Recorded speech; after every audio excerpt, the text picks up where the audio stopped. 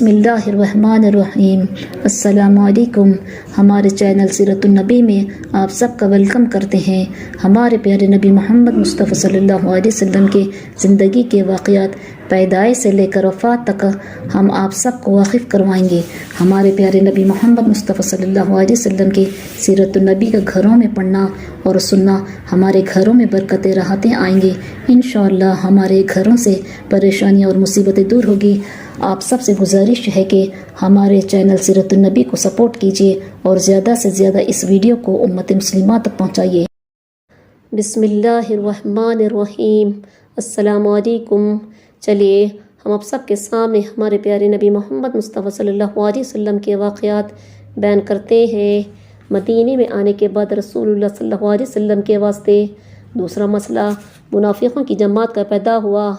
इन मुनाफिकों में यहूदी भी थे और कबीला ओस और खजरत के बुत परस्त भी थे।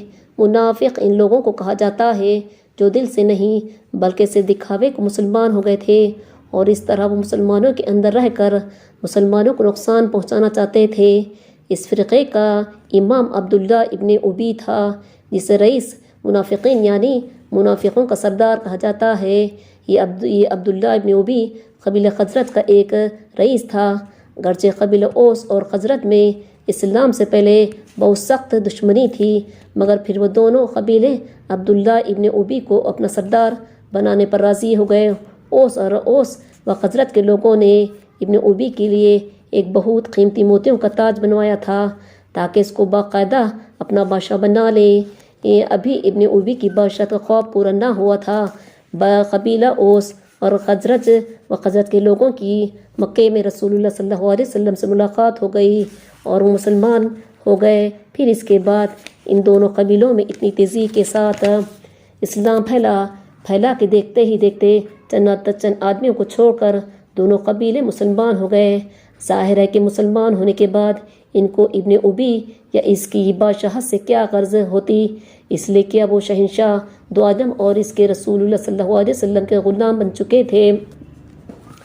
गर्ज इसके कुछ अरसे के बाद खुद रसूल खुदा सल्लल्लाहु अलैहि वसल्लम मदीने में तशरीफ़ ले आए और यह इस्लामी निज़ाम व इंतज़ाम शुरू हो गया। इस इनक़लाब में इब्ने उबी की बादशाहत रल गई और वो अपना सामूल लेकर रह गया। यहीं से इब्ने उबी की इस्लाम व दुश्मनी और रसूल की दुश्मनी की बुनियाद पड़ी, क्योंकि वो बदनसीब बजाए इसी के रसूलुल्लाह सल्लल्लाहु अलैहि वसल्लम की ग़ुलामी कबूल करने के दोनों जहां की इज़्ज़त पाता। वो ये समझ लगा कि मेरी इज़्ज़त और बादशाहत में मोहम्मद सल्लल्लाहु अलैहि वसल्लम ने ही रुकावट डाली। अगर ये और इनका इस्लाम यहाँ न आता तो मदीने की बादशाहत व हुकूमत और दौलत मेरे हाथ लगती। इसी ख्याल ने इब्ने उबी को रसूल खुदा और इस्लाम का दुश्मन बना दिया, मगर इसके साथ ही वो बेबस भी हो चुका था, इसलिए कि जिन लोगों ने उसे बड़ा बनाया था इनमें से अक्सर अब रसूल खुदा और आपके नाम के ग़ुलाम बन चुके थे। इसका साथ देने वाले लोग बहुत थोड़े रह गए थे। वो जानता था कि अगर वो खुलकर रसूलुल्लाह सल्लल्लाहु अलैहि वसल्लम से दुश्मनी रखेगा तो एक तो ये कि बुत परस्त में भी कोई इसका साथ नहीं देगा, और दूसरी ये कि इस सूरत में ख़ुद इसी की कौम के लोग जो अब मुसलमान हो चुके थे इसका तया पांचा कर देंगे। इन्हें बातों की वजह से इब्ने उबी खुलकर सामने नहीं आ सकता था। अब दूसरी सूरत यही हो सकती थी कि वो अंदर रसूलुल्लाह सल्लल्लाहु अलैहि वसल्लम और मुसलमानों के साथ दुश्मनी करे ताकि इसका मकसद भी पूरा होता रहे और इसकी गर्दन भी ना फंसे। इसके लिए इसने ये तदबीर की कि ज़ाहिर में तो मुसलमान हो जाए और दिल से आपका और मुसलमानों का दुश्मन रहे। इस तरह वो हर वक्त रसूलुल्लाह सल्लल्लाहु अलैहि वसल्लम के पास भी रह सकेगा और मुसलमानों से भी मिलजुल सकेगा। नतीजा ये होगा कि वो अपने उल्टे सीधे सवालों से आपको परेशान करता रहे और आप मुसलमानों को भी आपके खिलाफ भड़काने की कोशिश करता रहेगा। इस तरह अब्दुल्ला इब्ने उबी एक रोज़ रसूल खुदा सल्लल्लाहु अलैहि वसल्लम की खिदमत में हाजिर होकर मुसलमान हो गया, मगर दिल से नहीं बल्कि सिर्फ दिखावे के लिए ज़ाहिर में। इसके बाद ओस और खजरत के दूसरे बुत परस्त भी इस टोली में शरीक हो गए और इधर यहूदियों की भी खासी तादाद मुनाफिकों के गिरवों में मिल गई, क्योंकि वो पहले ही रसूलुल्लाह सल्लल्लाहु अलैहि वसल्लम और मुसलमानों के खिलाफ इजहार खाए बैठे थे। اب منافقوں کی ایک اچھی سے اچھی خاصی تعداد مدینے پیدا ہو گئی تھی جو اپنی حرکتوں سے رسول اللہ صلی اللہ علیہ وسلم کو تنگ کرتی رہتی تھی۔ ادھر یہ لوگ اس کوشش میں بھی لگے رہتے تھے کہ رسول پاک کے بارے میں غلط سلط افواہیں پھیلائیں تاکہ مسلمانوں کی دلوں میں شکوک و شبہات پیدا ہو اور وہ اسلام سے منہ موڑ لیں۔ رسول اللہ صلی اللہ علیہ وسلم پر جب وحی کے ذریعے آیت نازل ہوتی اور آپ وہ مسلمانوں کو سناتے تو اس وقت یہ بھی وہی ہوتے تھے۔ چنانچہ ایسے وقت میں یہ منافق آپ سے بحث مباحثہ کرتے، طرح طرح کے بیہودے سوالات کر کے آپ صلی اللہ علیہ وسلم کو پریشان کرتے۔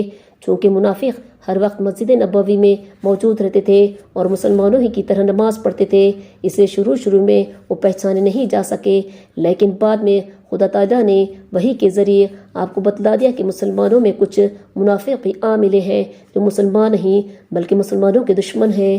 ایک مرتبہ رسول خدا صلی اللہ علیہ وسلم کی اونٹی گم ہو گئی۔ جب اس کی ڈھونڈ تلاش شروع ہوئی تو یہ بات پھیلی۔ ایک منافق زید ابن نسیت نے جب یہ سنا تو اس نے مسلمانوں کے دلوں میں شک پیدا کرنے کے لیے اس کو ذریعہ بنانا چاہا۔ چنانچہ اس نے ادھر ادھر لوگوں سے کہنا شروع کیا، محمد صلی اللہ علیہ وسلم دعویٰ تو یہ کرتے ہیں کہ میرے پاس آسمان سے خبریں آتی ہے، مگر انہیں اتنا بھی نہیں معلوم کہ ان کی اونٹی کہاں ہے۔ اللہ تعالیٰ نے زید ابن مسیت کی یہ بات رسول خدا صلی اللہ علیہ وسلم کو وحی کے ذریعے بتائی اور یہ بھی خبر دی کہ اونٹی فلاں جگہ پر ہے۔ جب رسول پاک کو وحی کے ذریعے یہ خبر معلوم ہوئی تو آپ نے صحابہ سے فرمایا، خدا کی قسم میں اتنا ہی جانتا ہوں جتنا اللہ تعالیٰ نے مجھے بتلا دیتا ہے، اور اسی نے مجھے اب یہ بتلایا ہے کہ میری اونٹی فلاں جگہ پر ہے۔ اس کی مہار ایک درخت میں اٹک گئی ہے جس کی وجہ سے وہ وہیں رکی پڑی ہے۔ یہ سنتے ہی صحابہ فوراً اس گھاٹی میں گئے جہاں رسول اللہ صلی اللہ علیہ وسلم نے بتایا تھا۔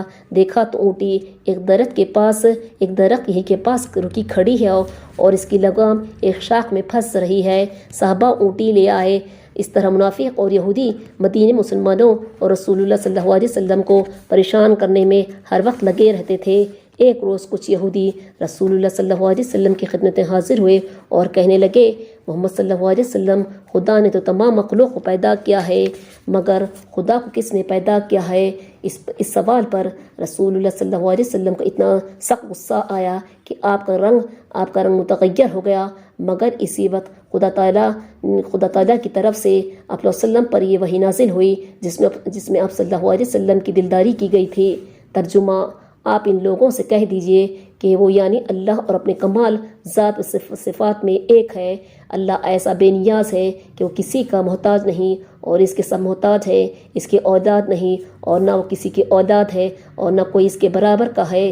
جب آپ صلی اللہ علیہ وسلم نے ان لوگوں کو یہ آیتیں پڑھ کر سنائی تو انہوں نے کہا، تب پھر محمد صلی اللہ علیہ وسلم ہمیں یہ بتائیے کہ اس کی صورت شکل کیسی ہے، ہاتھ کس طرح کے ہیں، بازو کیسے ہیں۔ اس سوال پر رسول اللہ صلی اللہ علیہ وسلم کو پہلے سے بھی زیادہ غصہ آیا اور آپ صلی اللہ علیہ وسلم ان پر بہت ناراض ہوئے۔ ادھر اس کے جواب میں بھی حضرت جبرائیل علیہ السلام آپ کو تسلی دینے اور خدا کی طرف سے وحی پہنچانے کے لیے آئے۔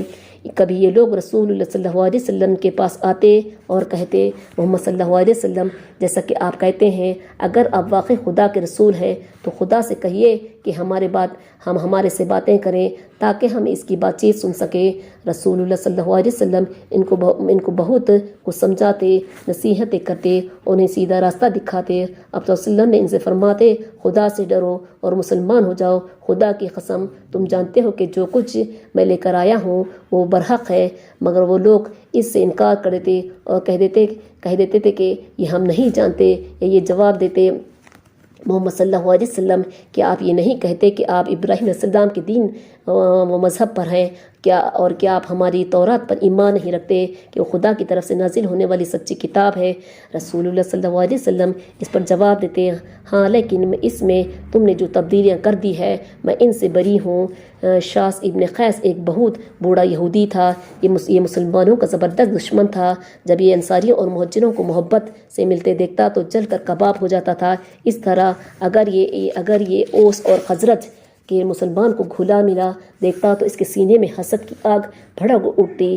ایک روز یہ کہیں سے گزر رہا تھا کہ اس نے دیکھا کہ اوس اور خزرج کے مسلمان اکٹھے بیٹھے ہوئے باتیں کر رہے ہیں، اس لیے کہ اسلام نے ان کی آپس کی دشمنی ختم کر کے انہیں ایک کر دیا تھا۔ شاذ ان کی آپس میں محبت دیکھ کر جل اٹھا اور اس نے کہا، میں بنی قبیلے کے سینکڑوں آدمی یہاں آ بسے ہیں، لیکن اگر وہ سکون کے ساتھ یہاں بیٹھے رہے تو ہمیں سکون نہیں مل سکتا۔